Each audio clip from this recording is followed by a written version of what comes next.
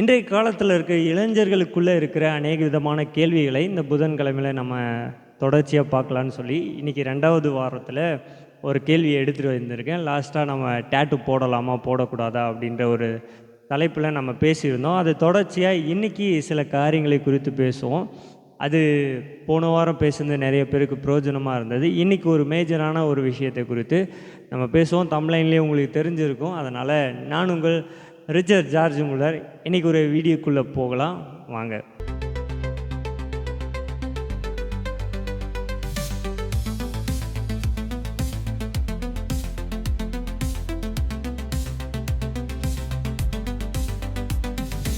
இளைஞர்களுக்குள்ளே இருக்கிற மிகப்பெரிய கேள்வி என்னென்னா, குடிப்பழக்கம் சரியா தவறா, மதுபானம் அருந்துவது சரியா தவறா அப்படின்ற கேள்வி அவங்களுக்குள்ள அதிகமாக இருக்குது.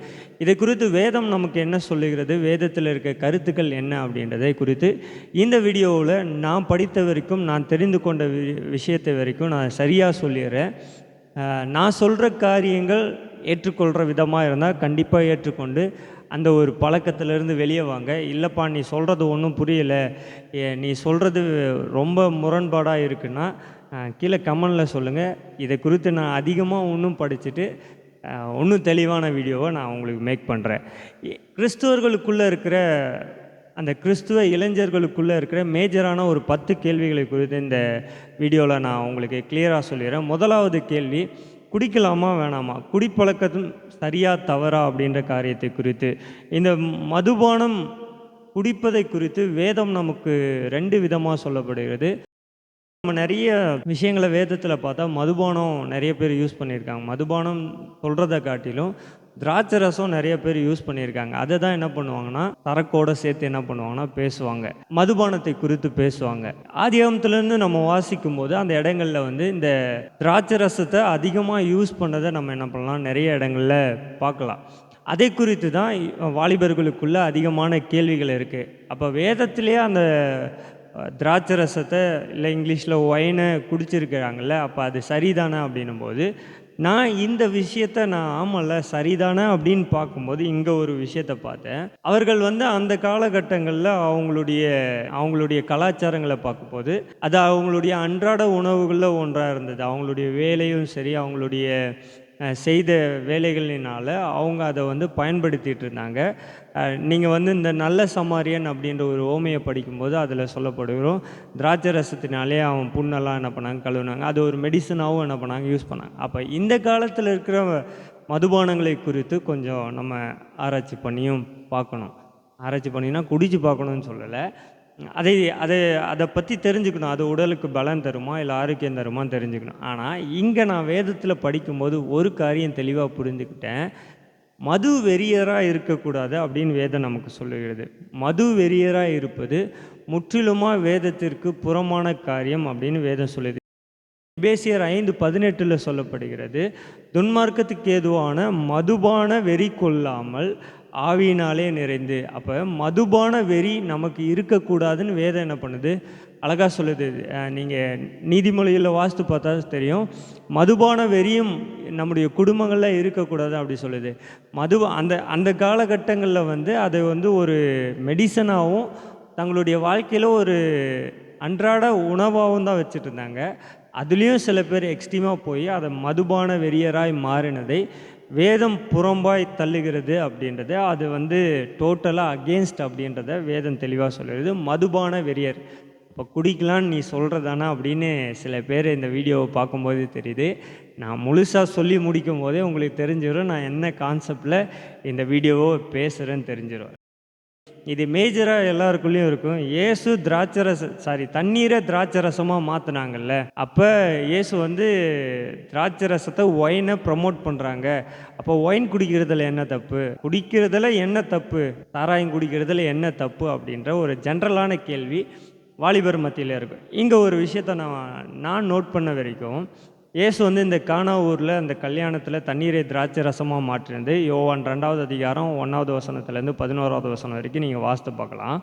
அந்த இடத்துல ஆண்டவர் வந்து குடிப்பழக்கத்திற்கு ஆதரவாய் அவர் ஒரு நாளும் இல்லை, அங்கே ஒரு மகிமையை வெளிப்படுத்தும்படியாக ஆண்டவர் அந்த அற்புதத்தை பண்ணாங்க. நீங்கள் யோசித்து பாருங்கள், அந்த இடத்துல ஆண்டவர் என்ன விஷயத்த அங்கே நடக்குது, அந்த அற்புதம் நடக்குது அப்படின்றத நீங்கள் தெளிவாக கவனித்து பார்க்கலாம். எல்லாருமே அந்த 2வதாய் கொடுத்த அந்த திராட்சை ரசத்தை குடித்து பார்த்துட்டு, இது எவ்வளோ நல்லா டேஸ்ட்டாக இருக்குது, முந்தி நல்ல திராட்சை ரசத்தை தான் கொடுப்பாங்க, ஆனால் நீ என்ன பண்ணுறன்னா எல்லாமே ஃபங்க்ஷன்லாம் முடிஞ்சதுக்கப்புறமா நாங்கள்லாம் திராட்சை ரசம்லாம் குடித்து நல்லா திருப்தியானதுக்கப்புறமா நீ கடைசியாக நல்ல திராட்சை ரசத்தை கொடுக்குறியே அப்படின்னு அங்கே சொல்லுவாங்க. அப்போ நல்ல திராட்சை ரசம் உருவாக அநேக ஆண்டுகள் ஆகும் அப்படின்னு இதை குறித்து ரிசர்ச் பண்ணுறவங்க சொல்கிறாங்க. இந்த டாபிக்குள்ளே நான் போனேன்னா நிறைய விஷயங்களை பேசுவேன், பட் இருந்தாலும் நான் இதை மட்டும் சொல்லி முடிச்சிடுறேன். அநேக நாட்களுக்கு முன்னாடி நடக்க வேண்டிய ஒரு ப்ராசஸை ஆண்டவர் அந்த ஒரு செகண்டில் அவருடைய மகிமையை வெளிப்படுத்த அந்த ஒரு அற்புதத்தை செய்தாங்க. ஆண்டவர் குடிப்பழக்கத்தை ப்ரொமோட் பண்ணலை, ஆண்டவர் அங்கே மகிமையை வெளிப்படுத்த தான் செய்தாங்க அப்படின்றத நான் புரிந்து கொண்டேன். ஆண்டவர் ஒரு நாளும் பாவத்திற்கு துணை போகிற தேவன் அல்ல. கேள்வி அவங்களுக்குள்ளே இருக்கும், சரி நான் கொஞ்சமாக குடித்தா பிரச்சனை இல்லைல்ல, நான் மதுவெறியனா மட்டும் இருக்கக்கூடாதுன்னு சொல்கிறல்ல, மதுவெறியனா இருக்கக்கூடாதுன்னு நீ சொல்கிற, சரி நான் கொஞ்சமாக குடித்தா போதும்ல அப்படின்னு நீங்கள் கேட்குற கேள்வி எனக்கு தெரியுது. இங்கே அதுக்கான பதிலை மட்டும் சொல்கிறேன். நான் ஒருவேளை அந்த மதுபானத்தை குடிக்கிறதுனால தேவனுக்கு மகிமையாக இருக்குமா அப்படின்ற கேள்வியை மட்டும் நீங்கள் வச்சுக்கோங்க. நான் ஒரு விஷயத்தை செய்கிறேன்னா அந்த விஷயம் தேவனை மகிமைப்படுத்துமா, தேவனுக்கு அது மகிமையாக இருக்குமா அப்படின்றத நான் உங்களிடத்தில் இந்த கேள்வியை கேட்குறேன். 1 கொரிந்தியர் 10வது அதிகாரம் 31வது வசனத்தில் இப்படி சொல்லுகிறது, ஆகையால் நீங்கள் புசித்தாலும் குடித்தாலும் எதை செய்தாலும் எல்லாவற்றையும் தேவனுடைய மகிமைக்கென்றே செய்யுங்கள்.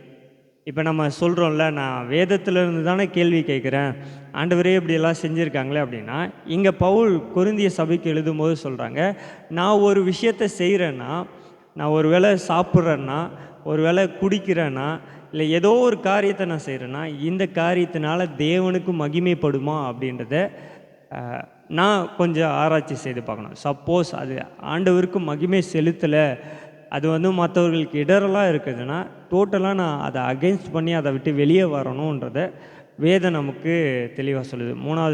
3வது பாயிண்ட்டை பேசும்போதே உடைச்சிட்டேன்னா குடிக்கக்கூடாதுன்னு.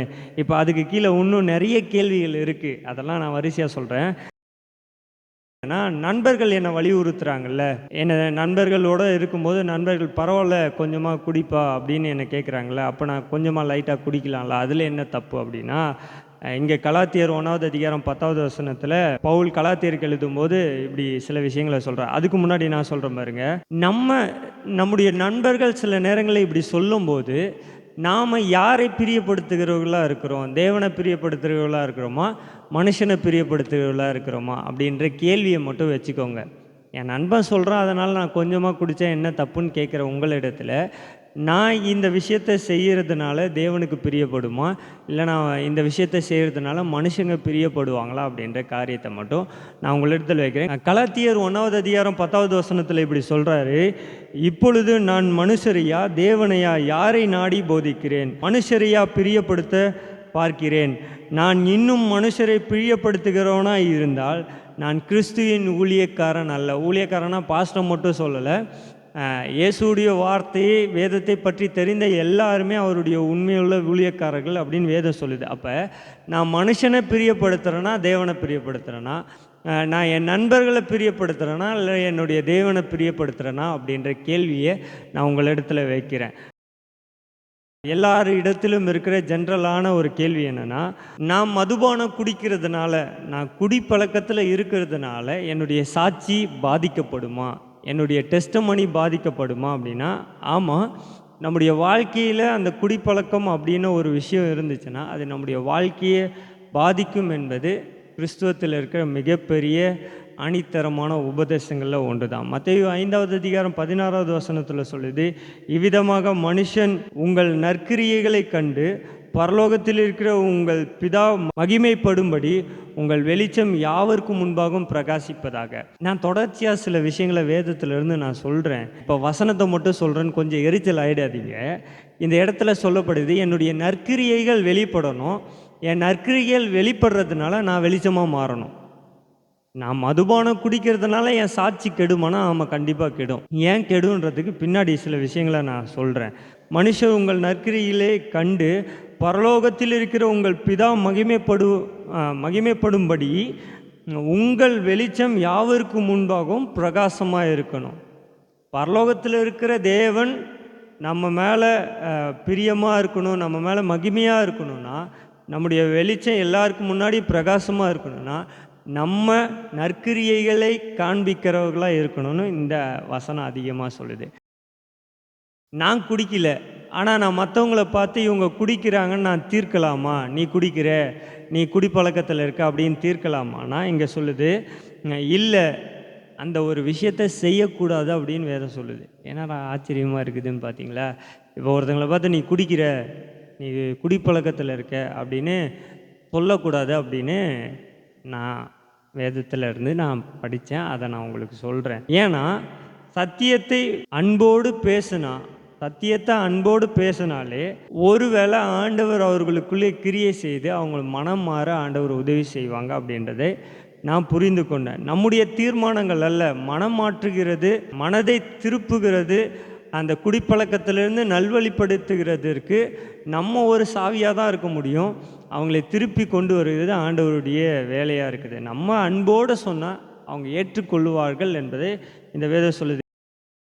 யோவான் 8வது அதிகாரம் 11வது வசனத்தில் இப்படி சொல்லுது, இயேசு நிமிர்ந்த அந்த ஸ்திரீயை தவிர வேறொருவரும் காணாமல், ஸ்திரீயே உன்மேல் குற்றம் சாட்டுகிறவர்கள் எங்கே? ஒருவனாகிலும் உன்னை ஆக்கினைக்குள்ளாக தீர்க்கவில்லையா என்றார். நான் ஒரு விஷயத்தை தெளிவாக நான் இந்த வசனத்திலேருந்து புரிந்து கொண்டது என்னென்னா, நான் ஒருத்தர் மேலே குற்றம் சாட்ட நான் வந்து நிற்கிறேன்னா, நிற்கிறதுக்கு முன்னாடி என் மேலே எத்தனை கரைகள் இருக்குது அப்படின்றத நான் பார்க்கணும். அவங்கள குடிக்கிறாங்க அப்படின்றது தான் மேஜரான காரியங்களை வச்சுக்கிட்டு அவங்க மேலே நம்ம குற்றச்சாட்டு செய்கிறோம். ஒருவேளை இயேசு இந்த காலத்தில் இருந்து தான் இயேசு நம்மளை பார்த்து இப்படி கேட்டிருப்பாங்க, உங்களில் எவன் பரிசுத்தவானாக இருக்கிறீங்களோ, உங்களில் எவன் உத்தமனாக இருக்கிறீங்களோ அவன் முதல்ல கல்லறிங்க அப்படின்னு ஆண்டவர் சொல்லியிருப்பாங்க. அப்படி சொன்னால் இங்கே யாருமே இருக்க மாட்டோம் அப்படின்றதில் நான் ஆணித்தரமாக நம்புகிறேன். ஒருவனை பார்த்து நம்ம நியாயம் தீர்ப்பதில் நம்ம ஒன்று நியாயாதிபதி இல்லை, ஆண்டவர் தான் மிகப்பெரிய நியாயாதிபதி. ஒருத்தனை பார்த்து குறை சொல்லக்கூடாது அப்படின்றதுல இங்கே சொல்லப்படுகிறது. இந்த வசனம் தெளிவாக சொல்லுது, ஸ்திரீயே உன்மேல் குற்றம் சாட்டினவர்கள் எங்கே? அப்போ குற்றம் சாட்டக்கூடாது அப்படின்றதுக்கு இந்த வசனம் தெளிவான வசனம். எபேசியர் 4வது அதிகாரம் 15வது வசனம் சொல்லுது, அன்புடனே சத்தியத்தை கை கொண்டு நாம் வளர்கிறவர்களாக இருக்கும்படி இப்படி செய்வோம். இங்கே அழகாக சொல்லுறது, அன்புடன் சத்தியத்தை கை கொண்டு. எதோட சத்தியத்தை கை கொள்ளணும்னா, அன்போட சத்தியத்தை கை கொண்டோன்னா எல்லாவற்றுக்கும் கிறிஸ்துவே தலையாக இருப்பார். அப்போ அன்போடு ஒரு விஷயத்தை நம்ம செய்யும்போது அது கண்டிப்பாக கிரியை செய்யும் என்பதை இந்த வசனங்கள் சுட்டி காட்டுது.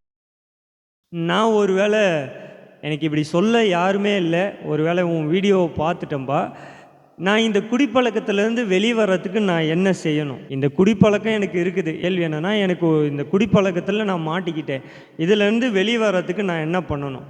முதலாவது தேவனிடத்தில் மனம் திரும்பணும். ஆண்டவரே, இதை நான் விட்டு வெளியே வரணும் முதல்ல ஆண்டவர்கிட்ட கேட்கணும். நமக்கு அந்த விஷயங்கள் தோன்றுகிற நேரமெல்லாம் ஜெபிக்க பழகுகிறவர்களாக இருக்கணும். ஒரு பயம் இருந்தாலே அதை நம்ம செய்ய மாட்டோம். ஒரு சின்ன தவறு செய்கிறதுக்கு, அந்த தவறுலேருந்து வெளியே வர்றதுக்கு ஒரு சின்ன பயம் இருந்தால் போதும், அந்த விஷயத்தை நம்ம செய்ய மாட்டோம். இந்த இடத்துல நான் 2வது புரிந்து கொண்டது என்னென்னா, அந்த ஒரு விஷயம் வருதா, குடிப்பழக்கம்னு வருதா, ஒரு சின்ன ஜெபம் பண்ணுங்க, ஆண்டவரே நான் குடிப்பழக்கத்தை என்ன வருது கொஞ்சம் மாற்றுக்கப்பான்னா கண்டிப்பாக அதுலேருந்து டிஸ்ட்ராக்ஷனாக ஆண்டவர் கொண்டு வருவாங்க. அடுத்தது, சபை மூப்பர்களோடு ஆலோசனையில் ஈடுபடுகிறவர்களாக இருக்கணும். அந்த எண்ணங்கள் வருகிற போது, இல்லை அந்த மாதிரி எண்ணங்கள் வராமல் இருக்கு, நம்ம தொடர்ச்சியாக நம்ம சுற்றிலுமாக எப்பவுமே பிஸியாகவே இருக்க பழகிக்கணும். இதில் சபையோடு ஆலோசனையாக இருக்கணும்னு சொல்லுது. நான் இப்படி ஃபீல் பண்ணுறேன், நம்மளை எப்பயுமே பிஸியாக வச்சுக்கணும், ஆனால் நல்ல நண்பர்களோட பிஸியாக வச்சுக்கணும். அடுத்தது ஒரு காரியம் என்னென்னா, சப்போஸ் அந்த மாதிரி பிஸியான டைம் கூட நமக்கு கிடைக்கல, நான் வீட்டில் இருக்கும்போது அப்படி தான் தோணுது, நான் ஒரு நல்ல விசுவாசி, ஜெபிக்கிற விசுவாசியோட ஐக்கியமாக இருங்க, அவங்களோட பழக்கத்தில் இருங்க, அவங்களோட தொடர்பில் இருங்க. அவங்களோட இருக்க பழகிக்கிட்டீங்களாலே அந்த நல்ல எண்ணங்கள் நம்மளை ஆட்கொண்டு நம்மளை நல்வழிப்படுத்தும் என்பதை நான் சின்ன ஒரு ஆலோசனையாக மட்டும் சொல்கிறேன். ஏன் இப்படி நான் உங்களை பிஸியாக வச்சுக்கணும், விசுவாசிகளோடு ஐக்கியமாக இருக்கணும், உங்களுக்கு நெருங்கின உங்களுக்காக ஜெபிக்கிறவர்களோடு ஏன் இருக்கணும்னு நான் சொன்னேன்னா, யோவான் 8வது அதிகாரம் 32, 36 வசனங்கள் இப்படி சொல்லுகிறது, சத்தியத்தை அறிவீர்கள், சத்தியம் உங்களை விடுதலையாக்கும். ஆகையால் குமாரன் உங்களை விடுதலையாக்கினால் மெய்யாகவே விடுதலையா. இந்த வசனங்கள் அழகா சொல்லுது. சத்தியத்தை அறிவீர்கள். எங்கே நமக்கு உண்மையாக இருக்கும், எங்கே ட்ரஸ்டபுளான இடம் இருக்கும், அந்த இடத்துக்குள்ளே இருங்க. டிஸ்ட்ராக்ஷனை கொண்டு வாங்க, கண்டிப்பாக அந்த பழக்கம் வராது என்பதற்கு இந்த வசனங்கள் ஒரு சாட்சியாக இருக்கும். கர்த்தர் கண்டிப்பாக விடுவிப்பார் என்பதை 36வது வசனம் அழகாக சொல்லுகிறது. ஒரு கேள்வி எனக்குள்ளே இருந்தது என்னன்னா, நான் ஆரம்பத்தில் சொன்னேன்ல, இந்த மதுவெறியர்கள்னு மதுவெறியர்களாக இருந்ததுனால நடந்த சில காரியங்களை குறித்து இந்த வேதம் சிலதை சுட்டி காட்டுகிறது. இது ஒரு கேள்வியாகவே வச்சுக்கலாம். மது குடித்தவர்களுடைய வாழ்க்கையில் நடந்த சில சம்பவங்கள் வேதத்தில் சொல்லப்படுகிறது. முதலாவது நோவாவை குறித்து. நோவா ஆதியாகமம் 9வது அதிகாரம் 20லேருந்து 23 வரைக்கும் வாசித்தீங்கன்னா தெரியும்.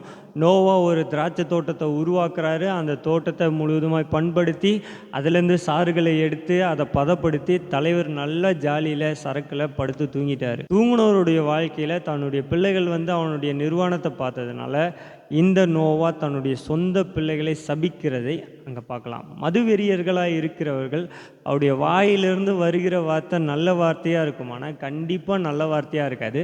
அது சாபமான வார்த்தையாக தான் இருக்கும் என்பதை இந்த வசனம் சுட்டி காட்டுகிறது. அடுத்தது லோத்தை குறித்து வேதம் சொல்லுகிறது. ஆதியாகமம் 19வது அதிகாரம் 30வது வசனத்தில் சொல்லப்படுகிறது. அவன் இந்த உலகமே அழிந்தது அப்படின்ற நினப்புல தன்னுடைய மனைவியும் உப்பு தூணா ஆயிட்டான்னு சொல்லி அந்த மலையின் குகையில் போயிட்டு குடிச்சு வெறிச்சு படுத்துட்டு இருந்தவனுடைய அவனிடத்துல போய் தன்னுடைய 2 பிள்ளைகள் சஞ்சரித்ததுனால கர்த்தருக்கு விரோதமான 2 சந்ததிகள் உருவானதை நம்ம அங்கே படிக்கலாம். அப்போ ஒரு சாபமான சந்ததி உருவாக காரணம் என்னன்னா, ஒரு மதுபான வெறியினால தான் உருவாச்சு அப்படின்றத நான் இந்த இடத்துல படிக்கிறேன். அப்புறம் தானியேலின் புஸ்தகம் 5வது அதிகாரம் பெல்சாஸ்தரை குறித்து சொல்லப்படுது. குடிபோதையில் அவன் பண்ண அட்டுழியத்தை குறித்து அங்கே சில வார்த்தைகள் சொல்லப்படுது. இந்த மது வெறியர்கள் அப்படின்றது வேதத்தில் நம்ம வாசிக்கும்போது அவங்களுடைய வாழ்க்கையில் அடுத்த ஸ்டெப்பில் நடந்தது என்னென்னா, ஒரு டிஸ்ட்ராக்ஷன் இல்லைன்னா ஒரு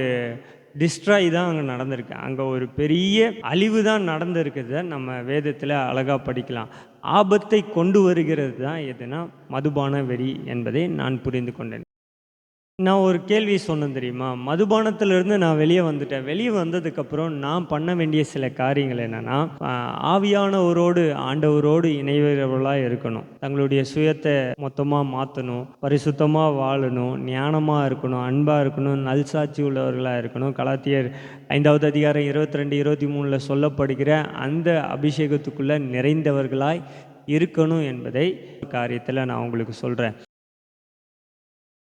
உலகத்திற்கு பின்னானவைகளை விட்டுட்டு சிலுவையை பின்பற்றுகிறவர்களாக இருக்கணும். நிறைய பேர் இந்த உலகத்தில் இருக்கிற சில சிற்றின்பங்களும் சில ஆசைகள்னால தான் இந்த குடிப்பழக்கம் என்பது அவங்களுக்கான பெரிய ஆசைலாம் இருக்காது, சின்ன ஆசையாக தான் இருக்கும்.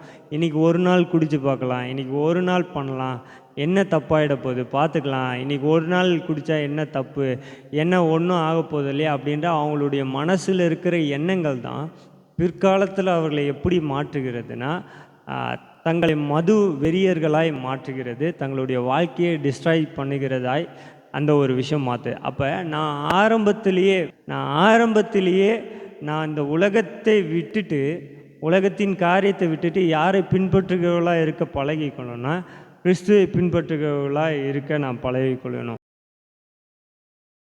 1 தீமோத்தேயுவின் புஸ்தகம் 4வது அதிகாரம் 12வது வசனம் சொல்லுகிறது, இளமையை குறித்து ஒருவனும் உன்னை அசட்டை பண்ணாதபடிக்கு நீ வார்த்தையிலும் நடக்கையிலும் அன்பிலும் ஆவியிலும் விசுவாசத்திலும் கற்பிலும் விசுவாசிகளுக்கும் மாதிரியாயிரு. இந்த இடத்துல தீமோத்தேயுக்கு பவுல் எழுதும்போது சொல்கிறா, இதில் நீ தெளிவாக இருந்துக்கோப்பா. வாலிப பிரயாத்தில் சரியாக இருந்துட்டா, வாலிப பிரயாத்தில் தங்களை காத்து கொண்டால் அவளுடைய கடைசி வாழ்க்கை வரைக்கும் யாராலையுமே அசட்டை பண்ணாதவர்களாய், எல்லாரும் அவர்கள் மேலே கரிசனை உள்ளவர்களாயும், எல்லாருமே அவங்களை ஒரு நல்ல தலைவர்களாக ஏற்றுக்கொள்வார்கள் என்பதில் இந்த வசனம் சொல்லப்படுகிறது. அப்போ இளம் வயதில் தான் இந்த டிஸ்ட்ராக்ஷன் வரும். இந்த டிஸ்ட்ராக்ஷன்லேருந்து வெளியே வர ஒரே ஒரு இடம், பெரிய இடம் என்னென்னா கர்த்தருடைய சமூகம் மட்டும்தான். அங்கே வந்தீங்கன்னா போதும், கர்த்தருடைய நண்பர்களோடு பழகுங்க, கர்த்தரோடு இருங்க, உண்மையுள்ள விசுவாச மக்களோடு இருங்க. உங்கள் எல்லா டிஸ்ட்ராக்ஷனையும் உங்களுடைய எல்லா இந்த மாதிரி பழக்கங்களிலிருந்தும் கர்த்தர் கண்டிப்பாக வெளியே கொண்டு வருவாங்க என்பதை நான் நம்புகிறேன். முடிவா சில காரியங்களை மட்டும் சொல்லிடுறேன். இந்த வாலிப பிள்ளைகளுக்குள்ள இது இப்படிப்பட்ட கேள்விகள் வர காரணம் என்னன்னா, உலகத்தில் எல்லாமே சகஜமாக மாற்றிட்டாங்க. குடிக்கிறது சகஜமாக மாற்றிட்டாங்க, பப்புக்கு போகிறது சகஜமாக மாற்றிட்டாங்க, டிஸ்கோ கலர் கலராக எரியிற லைட்டு, மற்ற மதுபானங்கள், மற்ற அந்த நிறைய பொருட்கள் பேரெல்லாம் சொல்கிறாங்க. அதிலெல்லாம் தங்களை ஈடுபடுத்தி கொண்டு இதை ஒரு சகஜமான ஒரு மனுஷனாக இருந்தால் இதெல்லாம் அனுபவிக்கணும் அப்படின்ற ஒரு நார்மல் லைஃப்குள்ளே என்ன பண்ணிட்டாங்க, கொண்டு போயிட்டாங்க. ஆனால் வேதம் தெளிவாக சொல்லுகிறது, நான் வேதத்தை படித்தது வரைக்கும் நான் தெளிவாக ஒரு உபதேசத்துக்குள்ளே இருக்கிறேன். நான் சொல்கிறேன், மதுபானம் என்பது வேதத்துக்கு டோட்டலாக அகேன்ஸ்டான காரியங்கள். நம்ம நிறைய நியூஸை பார்க்குறோம், நியூஸில் எல்லாவற்றிலையும் சொல்லுது, குடிச்சிட்டு வெறித்தனத்தில் இப்படி பண்ணாங்க, குடி வெறியில் இப்படி பண்ணி. அப்போ அந்த குடிப்பழக்கம் என்பது அவர்களை அடுத்த ஸ்டெப்பு எங்கே கொண்டு போனா வெறியில் தான். அப்போ வேதம் தெளிவாக சொல்லுறது, மதுபான வெறியர்களாக இருக்கக்கூடாது அப்படின்னு சொல்லுகிறது. மதுபான வெறியர்களே வெறுக்கிறாராம் கர்த்தர். அப்போ அந்த ஒரு விஷயம் நம்முடைய வாழ்க்கையில் இருக்கக்கூடாது அப்படின்றத நான் தெளிவாக புரிந்து கொண்டேன். அதனால தான் இவ்வளோ விஷயத்தையும் நான் ஜவ்வாய் இழுத்து அழகாக சொல்லியிருக்கேன். இது உங்களுக்கு புரிந்திருக்கும்னு நினைக்கிறேன். புரிந்தவர்கள் கீழே கமெண்ட் பண்ணுங்கள். ஒருவேளை குடிப்பழக்கத்துலேயும் இந்த மாதிரி காரியங்களில் இருக்கிற உங்கள் நண்பர்களுக்கு ஷேர் பண்ணி, அப்பா இதிலேருந்து வெளியே வா, இந்த விஷயம் கடவுளுக்கு பிடிக்காது, கிறிஸ்துவர்களாக இருக்கிறோம், இயேசுவை ஏற்றுக்கொண்டோம், ஆர்சி சர்ச்சுக்கு போனாலும் சரி, சிஎஸ்ஐ சர்ச்சுக்கு போனாலும் சரி, லுத்ரனு, ஒன்லி ஜீசஸ், இல்லை எந்த ஜீசஸ்க்கு போனாலும் சரி, பெண்டிகாஸ்டலுக்கு போனாலும் சரி, எந்த ஒரு விஷயத்துக்கு போனாலும் சரி, தயவு கூர்ந்தாய், மதுபானம் என்பது கர்த்தருக்கு மிகவும் அருவருப்பான காரியம் என்பதை நம்முடைய வேதம் தெளிவாக சொல்லுகிறது. மதுபான பழக்கத்திலிருந்து வெளியே வாங்க, கர்த்தர் நம்மை நன்மையாக அனுப்புவாங்க. இந்த வீடியோ பிரயோஜனமாக இருந்துச்சுன்னா உங்கள் ஃபேமிலி மெம்பர்ஸ் ஷேர் பண்ணுங்கள். கையில் பாட்டில் வச்சுருக்கேன்னு சொல்லிவிட்டு எங்கேயாவது போயிட்டு ரிச்சர்ட் பிரதரும் பாட்டில் குடிக்கிறான்னு சொல்கிறாதீங்க. அடுத்த ஒரு வீடியோவில் நம்ம அழகான நிறைய விஷயங்களை பேசுவோம். தரஃப்